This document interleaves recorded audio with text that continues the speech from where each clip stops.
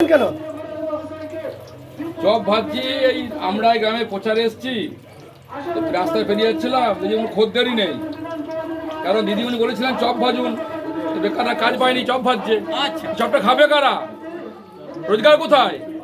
এখানে একটা ইন্ডাস্ট্রি নেই, ঘরে চাকরি নেই, তো গ্রামের ছেলেদের কাজ নেই, তো চপটা কিনবে কে? চপ কিনে পয়সা লাগবে তো। দিদিমণি তো বলে দিয়েছে চপ ভাজুন, আর ভাজতে চপ কিনবে কে? তাই এসে দিদিমণি চপ ভাজা হবে না, মোদি বলেছে ইন্ডাস্ট্রি নিয়ে আসবে। আমরা ইন্ডাস্ট্রির পক্ষে, শিল্পায়নের পক্ষে, আমাদের কাজের পক্ষে।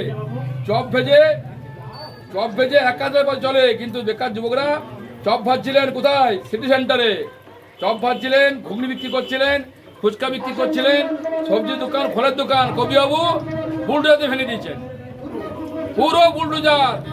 যোগী বুলডোজার ভেঙে কাদের অন্যায় করেছেন, যারা অবৈধ নির্মাণ বানিয়েছেন, যারা গুন্ডা মাফিয়ারা, তাদের ঘর ভেঙেছে বুলডোজার দিয়ে। আর কবিবাবু দিদিমণি বলেছেন চপ ভাজুন, দিদির অনুপ্রেরণায় চপ ভাজতে গেলেন, ঘুগনি বিক্রি করতে গেলেন, আর সেই দিদিমণির প্রার্থী কবিবাবু সব ভেঙে দিলেন। তো আজকে বলতে চাচ্ছি চপ ভেজে কিছু হবে না, কারণ দুর্গাপুর ইন্ডাস্ট্রি নেই, চপ কেনার লোক নেই।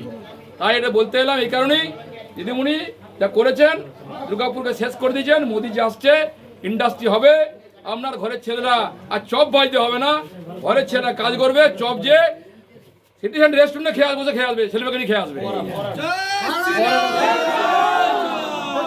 স্বাভাবিক আছে, আমি গ্রামের ছেলে, আমি গ্রামে নাঙল চালিয়েছি, চাষ করেছি, অক্লান্ত পরিশ্রম করে জায়গাতে এসেছি। সিপিএম অত্যাচার, তৃণমূল অত্যাচারে বুদ্ধ রুখে দাঁড়িয়েছি।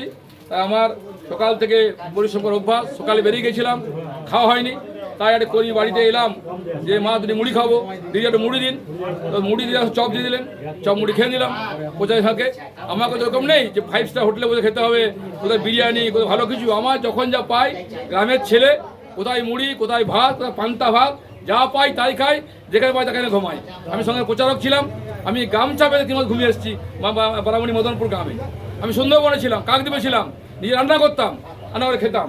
আমার কাছে তো বিষয় নেই, আমি গ্রামের ছেলে, গ্রামের মধ্যে আছি। কিন্তু খালি বলতে চপ ভাজা চলবে না, চপ ভাজলে পরে আর দুর্গাপুরে শিল্প হবে না, শিল্প হয়নি। মোদিজি আসছেন, শিল্প বানাবেন।